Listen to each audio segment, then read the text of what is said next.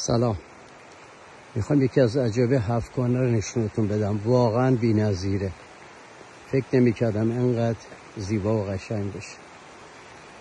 تو مسیر خور به طرف بیابونک یه قسمتی بود که بهش میگفتن آبشار نمک.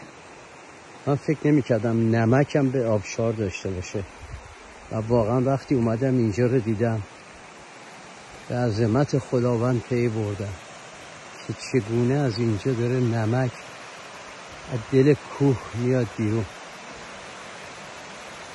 چقدر زیبا و قشنگه، چقدر بی‌نظیره.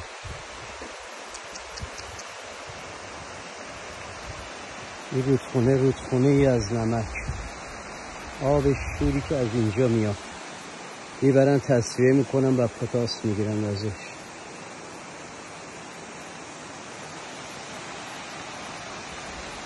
عظمت خداوند، لا اله الا الله.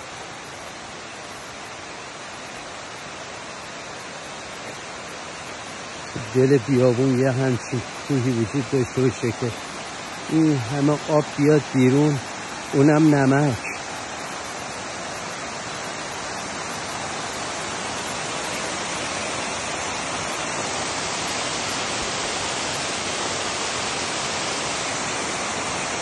خدای عظمتش رو